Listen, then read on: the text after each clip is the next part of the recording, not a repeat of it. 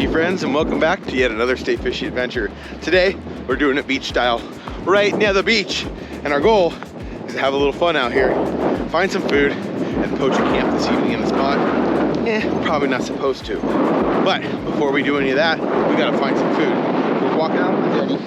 For those of you that don't know what a jetty is, it's this thing. What a jetty does is it creates a river mouth. And it offers a really neat opportunity for people that don't have a boat to go out on. So we're gonna hike our way out here, into the surf, into the wind, into the fog, and see if we can't find ourselves some fish for dinner.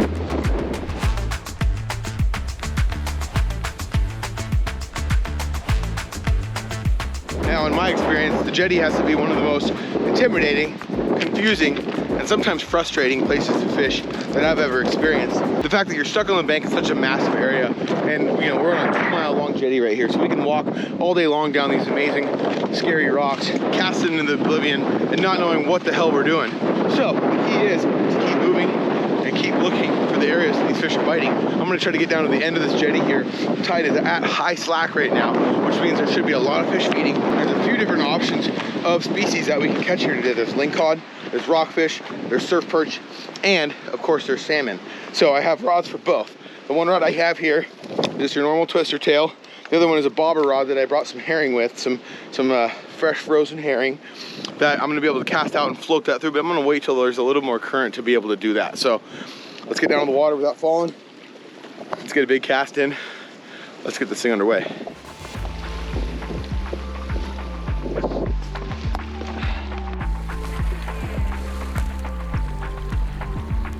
What a surreal setting to be fishing in here. This is the first time I've been out on the jetty ever in my life that it was foggy like this, and it's kind of a trip. It's August right now, it's mid-August, it's really warm outside, it's about 65 degrees, and every other time I've been down here, it's been cold, miserable, and windy. But this is like kind of best case scenario. The wind's really nice and calm on this side of the jetty. The tide is at basically the perfect level. And the neat part about this is the different kind of species that we can find and how tasty every single one of them is. So there's a big option for the buffet that we might be eating for dinner tonight. The only thing left to do is, there he was, dang it. Only thing left to do is cast and quit talking to you guys. So hold on, give me a minute. Let's see if we can find some dinner. Oh, damn.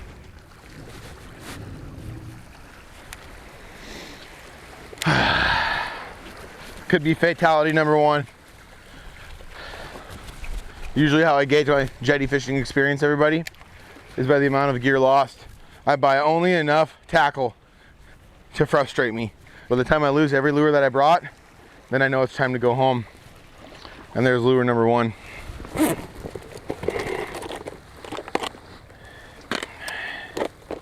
So what I'm using to catch these things is just about as simple as it gets. I have a 1-ounce jig head. I have a little twisty tail, white grub, and I find the different colors that work out here, probably white, black, and like a gray color. Pretty easy spectrum of colors to choose from. You don't have to go too crazy with them.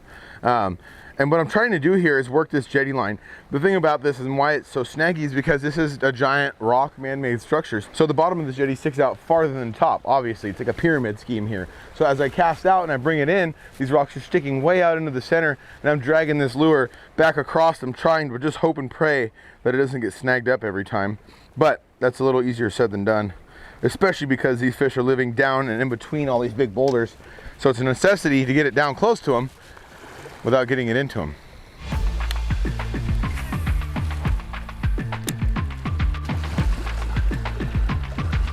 Okay, for my next trick, I'm gonna try a bobber and some herring. This is something that is gonna kind of attract a little bit more natural bite to these fish. Got some green label herring here. I'm gonna hook right through the nose with my hook. Let it sink down about, I don't know, 10 to 15 feet, depending on where I'm at on the jetty here, and see if something finds it. Kind of seems like a crippled herring just kind of swimming around out there. Go right to the top of the head, down to the jaw. That should work, just like that. Geronimo, palms away. Now we wait.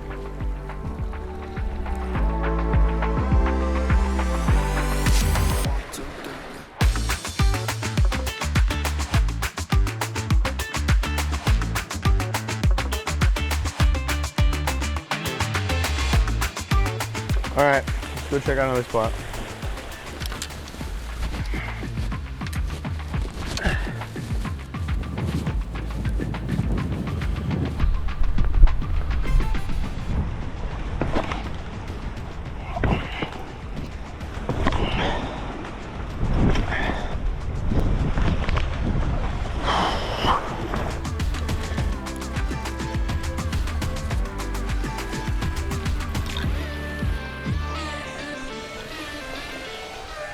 Okay, spot number 2, first cast. We're gonna see how this goes. I just talked to a couple of buddies that we fished with before that we keep running into everywhere. It's a fun, really fun part about fishing bank spots in particular, especially when you go to areas like this that are seasonal, is you run into a lot of the same old friends. And these same old friends told us they've been fishing for these rockfish and the salmon and the lingcod for about 4 or 5 hours, didn't have a bite, switched to another species, which is a totally different setup, totally different rig, which I didn't bring, and now they're getting them every single cast. So we're gonna keep giving this a try, and then we might switch it up to just do what we have to get some meat for dinner tonight. So fingers crossed, hopefully we're luckier than they are, but it always pays to have friends and it always pays to be nice to people. So that might pay off for us today. Let's get a fish. Oh, sea lion. There's gotta be fish here.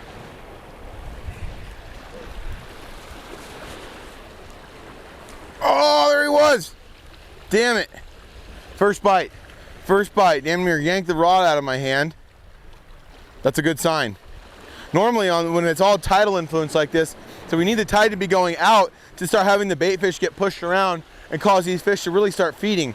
Sometimes it's the incoming tide, sometimes it's the outgoing, but it's obviously it wasn't the incoming and the high tide because those guys hadn't been catching them at all, and I know they know how to catch fish, so this is a good sign.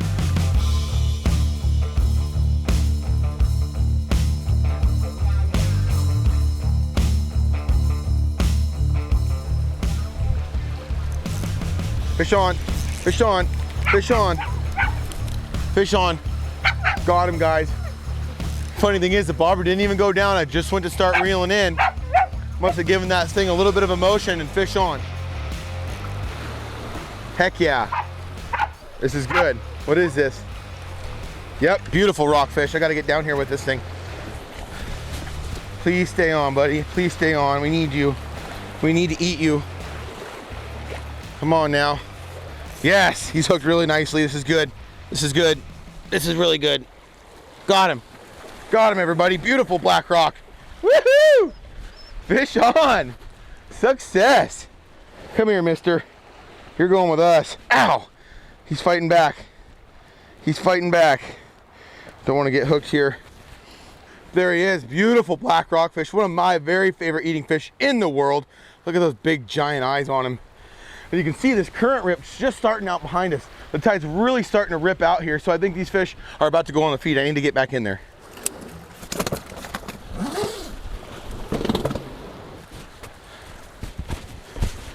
Time is of the essence. You can see this tide really starting to rip out.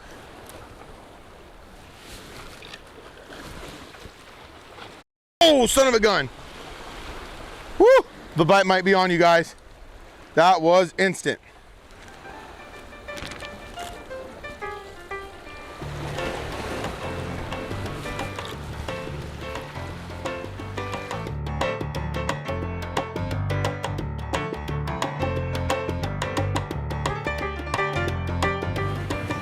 Well, you guys been getting any more? Yeah, we just got another small one. Sweet. That's the biggest one of the day. So this is what we're doing now, everybody. On this side of the jetty, it's a totally different style. You don't have as many rockfish, not as many lingcod or anything. We have these little guys, surf perch, and these are absolutely delicious. So I don't have a rig like this. You think I can borrow one, dude? Yeah, man. I got a weight right here for you. Ow! Ow! Ow! This is what friends are for. Usually I do a high-low rig, like 1 and then 2, and then my weight. Okay. The bite's so good right now that I'm just using 1. I lost 1 earlier, and I was like too lazy to tie up 2. Gotcha. So I just threw 1 on to get back in the water. So super simple. And if you guys couldn't hear him, he said he's using a high-low rig. So we're doing a swivel, one of these little, what do they call these, sandworms? Yep. A little sandworm on a small trout hook with a dropper weight down so it hits the bottom first. Almost, what would you call that, a dropper rig? Yep. Like if you're bass fishing. Yep. And then you're just dragging this stuff out across the sand with these little sand dollar weights and hooking up surf perch stuff and see if we can do it. Hey now, hey now. Ooh, it's a hog. It's a hog on a log. Or on a rock, one of the two. Woohoo! Oh yeah. The camo seems to be the best one. Ooh, whole thing? Yep. Okay.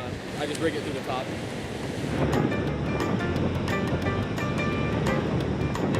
There it is. Worm, hook, weight. Simple. Let's see if I can do it.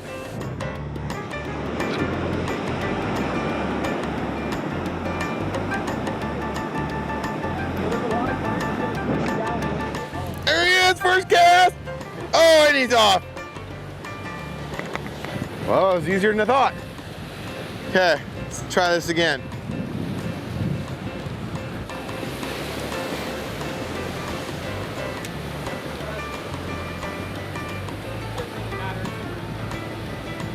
Oh, there he was. Now I just gotta learn how to hook him.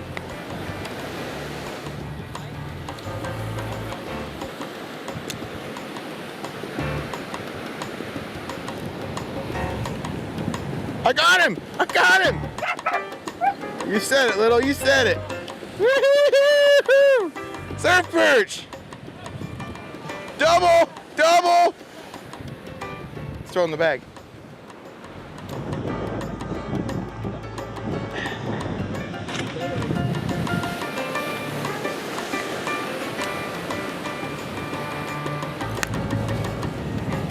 Woo! It really is every cast, everyone. This is really cool. Thing hits the water, goes just a few feet, and it starts getting nibbled instantly. I think what it is waiting for a big enough one to actually get the hook in its mouth to eat it. Oh, there he is. Oh, lost him.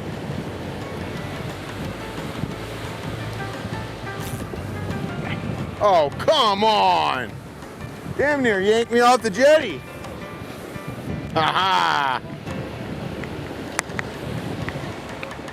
And that should do it. Time to go find the other part of our meal.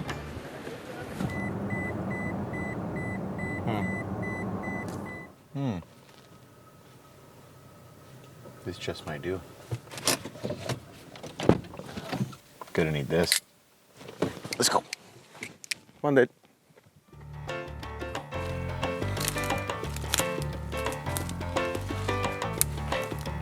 Ooh, this looks perfect.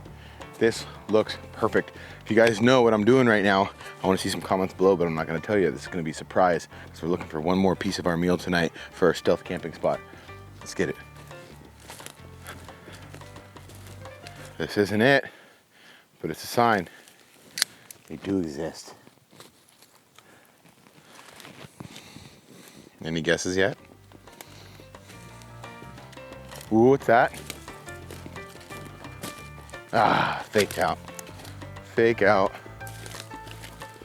It was a slug. It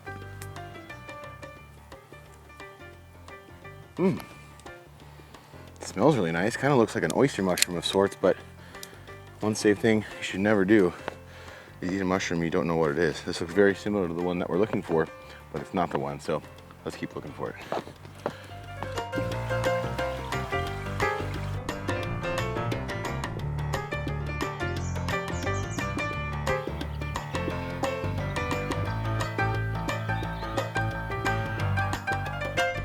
Well, it's supposed to be a little harder to find this stealth camping spot than I thought. But after about an hour of driving around and searching, we may have just found one. Looks like an old abandoned parking lot. Check this thing out. This could just work.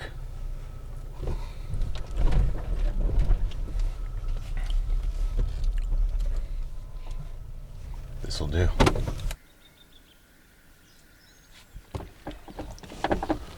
Wild animals. Well, this will have to do, ladies and gentlemen. It's not perfect, but it looks like home. You can hear the beach. How romantic. No mushrooms today. I think we're gonna look for them in the morning. Not sure yet, but it's about time we eat something because I am starved. We've been hiking around all day, filming our butts off, and it's about time we put these delicious fish in our stomach, so let's get it done.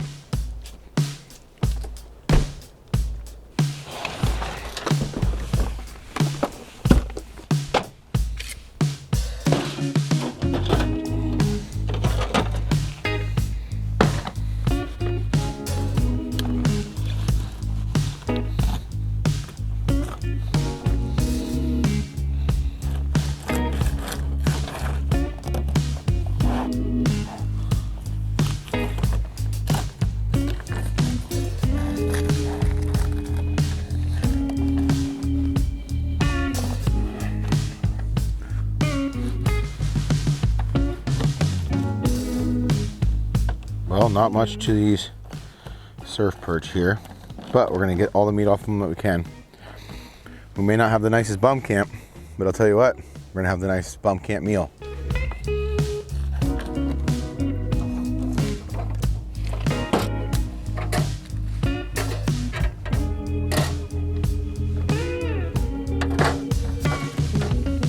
All right, everybody, so tonight we're doing one of my very favorite rockfish recipes. And it's, honestly, I try not to even make it any other way because I love this one so much. We're doing the old instant mashed potato trick again. And of course, because when does Jordan not forget something, we're gonna have to cook it in an unconventional way. So let's get this started.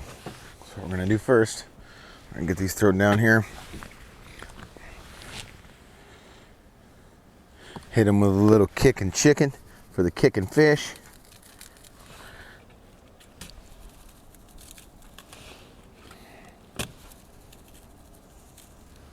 Perfect. And then smash these things up a little bit. A heavy douse off the tailgate, of course, because this is where we're sleeping. A heavy helping of the instant mashed potato. I'll roll these bad boys around in that. Get them nice and covered. And the nice thing is to do is just kind of let these things hang around for a while. That tackiness will build up from the moisture in the fish, and that stuff will start sticking really nicely to it. So there we have it. Magnifique. And because I'm not a smart man, I forgot the pans. So that leaves us with only one choice. We're gonna have to make do, and we're gonna have to make a pan out of aluminum foil and a barbecue. Impossible, you say. I say, nay. Just like this, like this, and like this, and like this, then like this, and just like that, you got yourself a frying pan. Bum Camp 101. Get me a nice helping of butter going in here. And I like to really fry fish in butter, unless I'm doing a big batch of it, and obviously it'd be a little overkill. But especially if I have such a small little portion here for just two people, me and Mr. Cameraman Sean here. If I can, I like to fry in butter, especially if I'm not doing a big amount. Adds a lot of nice flavor, and like Mom always says, a stick of butter will make anything taste good.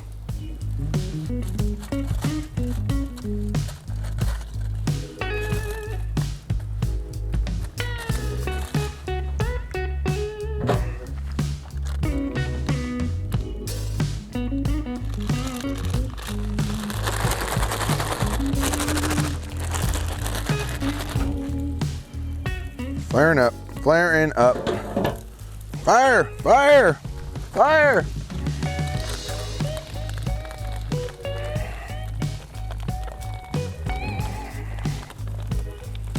Okay. Ooh, those look nice. Little sand perch giblets. Almost like gizzards in a way. Let's check these if they're ready. Nope, not ready to flip yet. Let's put that lid on and let it get to work. Ooh, Camp Buck's back. If this meal doesn't go right, we might have to eat him. And with all joking aside, I want to see some comments and some feedback from the audience out there on what you guys think of hunting content. Hunting season's coming up. It's something I've done my whole life. I fill my freezer with meat every year. And a lot of times I just go out and do it for a vacation, but I'm going to throw it out there. And if you guys want to see some of this content, it's not, I'm not going to make a real hunting video, but it'll be the whole camp process and basically the lifestyle that I like to live, going out there and harvesting my animal every year. It would be really fun to take you guys along for that adventure. So comment below or thumbs up the video if you guys want to see that hunting content, and we'll have to do it in October or November here. Oh yeah. Oh yeah. Golden, delicious. All right, little appetizer. It's funny. That's one half of a surf perch right there. Takes a lot of those to fill up guy up. Definitely hot, but tasty. A little mushy for my taste, honestly. I've had surf perch a couple of times, and each time I've had it, one thing I will say about the meat itself, very delicious, but the texture's not there. The best part about these rockfish that we're about to eat is that beautiful, light, flaky nature and that firm meat. The surf perch definitely are a lot softer and more of like a mealy texture, so flavor's great. It's gonna go good on the salad. I can't wait for this rockfish to be done.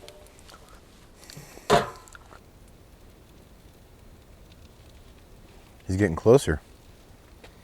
Maybe he's gonna eat us.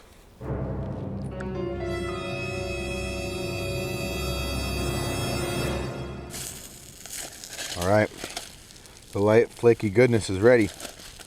So ready, it might fall apart and go into the plate. Oh, it's beautiful. So beautiful. Oh, come on, stay with me here. Give me that pizzazz. Give me the wow. Owie, owie, owie, owie, owie. You can see just by plating that stuff how light, flaky, and beautiful that meat is. Oh my God. These are hands down one of my favorite fish in the world. Well, it's time to enjoy a beautiful meal. Thank you, Mr. Rockfish, for supplying us with another day's worth of nutrition. You are a fine specimen. And you know, I do get a lot of feedback all the time from you guys out there, whether or not you use these recipes, and I love to see it.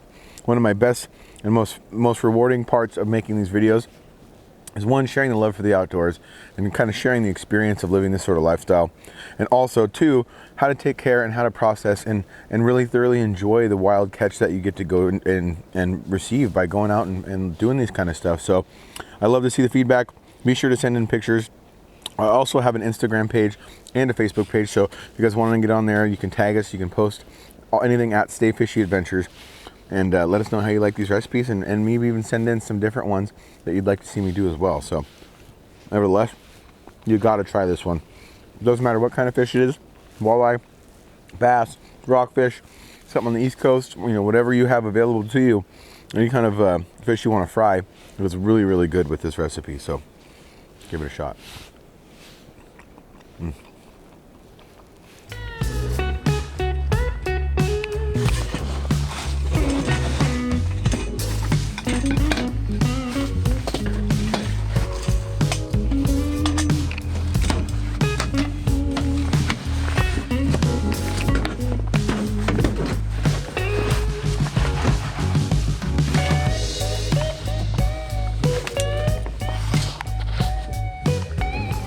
Good night, everyone. Whew. That was a long night. Temperature was amazing. Didn't really rain at all. A really hard dew layer came down, but the old tarpology came through once again. So let's pack this up, hit the road, go find some more fun stuff to do.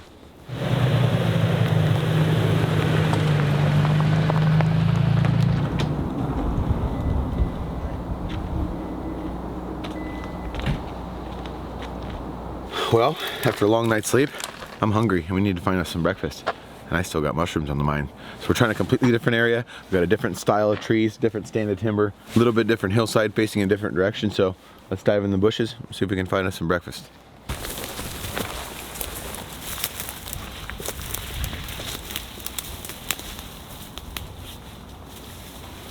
Now you guys can already see the complete difference in this sort of terrain.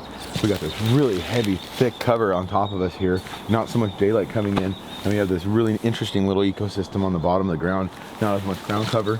A lot of feed form and vegetation. It is pretty dry in here, but we have had rain lately.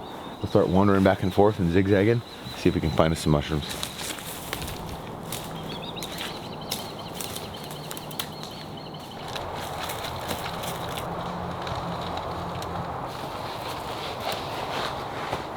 Little is just telling us there's something here in front of us. You can see him kind of like signaling. His ears are up, he's smelling the air. So I stopped and I crouched down and there's a bunch of elk right here in front of us. So.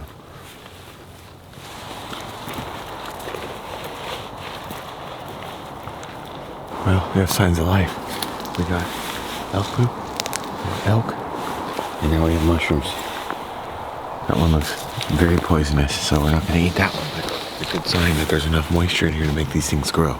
So let's start looking, maybe go over here with these elk were. Seems to be a little more moist down in this bottom. See if we can't find them. And you can see here already where all these elk have been bedded down. See all these big flat spots in the dirt. There's probably, I don't know, I'm counting over like 15 different little beds here. They were all rested up in here and we came tromping through the woods looking for these mushrooms, and here these elk were. So looks like where this hillside kind of dives over, there's a little spring or something. So let's check that out.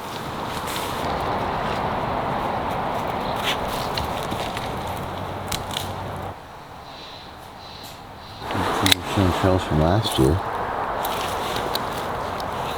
Crazy. Super old dead ones. We're getting closer, everyone. We're getting closer. Oh. If it's not a leaf, that might be what we're looking for. That's the hard part about these mushrooms that we're looking for. They're really orange. And so any of the orange leaves on the ground or the dying leaves in the fall, they look exactly like it, but that's not. That's a mushroom.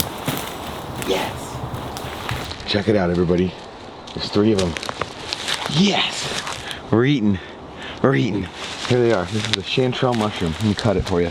It's imperative, you guys. These ones are a little dried out almost. Like they popped up with the last rain.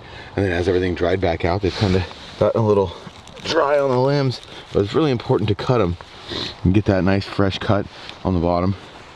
And there you have it. A chanterelle mushroom. And the way you can really tell a chanterelle apart from different fall mushrooms or just wild mushrooms in general is how they do not have gills. You can see these ridges like this are like very, they're not your typical really soft and long gills. They're almost like a leathery sort of texture to them, but I'll show you these other ones here. And again, it's imperative to cut them because if you leave that root down on the ground like you see here, check it out. You see, leave that root down on the ground and that will actually cause these things to grow back year and year again. So it's important that you leave those there. And you cut them off right there at the base. Look at that one. Beautiful little flower. Yes! There you have it. Yes! The thing is, once you find them, normally there's more. So you want to do a little...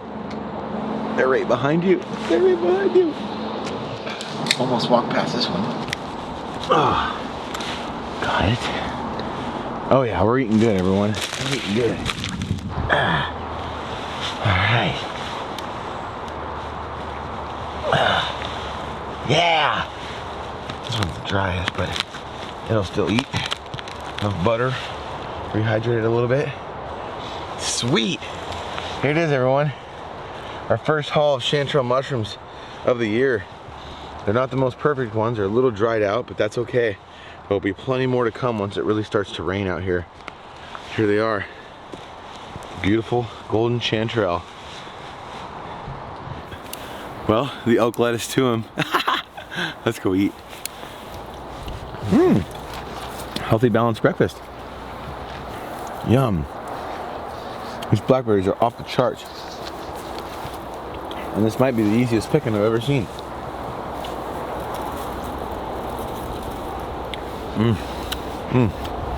All right, let's go wash our mushrooms.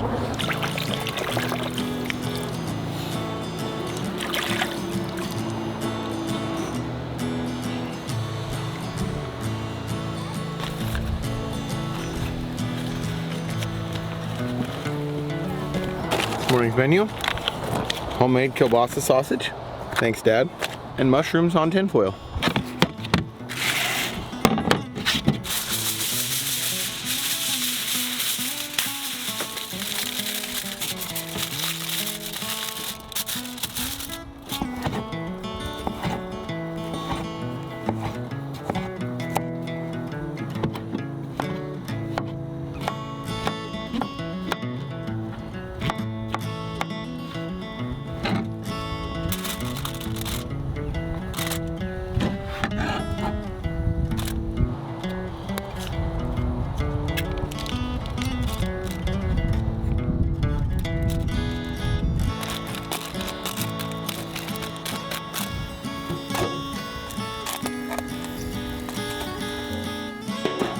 How you doing today? Good, good. Catching the big fish up here yet? Good. Good to meet you. You too. What's your name? John. John, good to meet you. How about you? What's your name? Shaylin. Shaylin, great to meet you, Shaylin. Yeah, we're just cooking some dogs and some mushrooms. Found some chanterelles already. Nice. Yeah. Here, hold that open for me. Give you a big old chunk here. That's the schnook, yeah, right there. Heck yeah. There you go.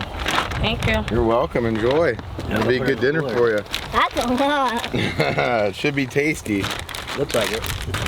Okay, let's check them. Ooh, the shanties are looking good. So one thing with the chanterelles, everybody, is you want to make sure to season them after the water boils off. So you can see how they've kind of rendered down. They're not pushing out any water anymore and all that water is evaporated. Now we're going to throw a little bit of kicking chicken and a little bit of pepper in there. Let it simmer down in that. We should be ready to eat. Right on. Great to meet you guys. Yeah, we will. We'll be down here, I'm sure, on and off here the next couple of months. So. Sweet, we'll probably see you here again. All right, guys. Bye, little. I always love sharing the wealth with the fellow anglers out there. So our other channel, Addicted Fishing, is really, really big out here in the Northwest. And as well as the Stay Fishy channel, a lot of people love it too. But I always like to share when we got fish in the box. So.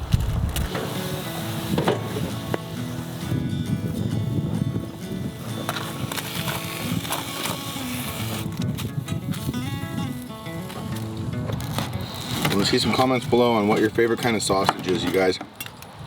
I got German roots, some Native American and German, and I must say, a German sausage is one of my favorite things in the world, and the kielbasa is similar to that. Kielbasa, I think, is more Italian, but comment below on what your favorite kind of hot dog or sausage is, because me, myself, I'm a fiend till the day I die. It might clog my heart, but it's worth it.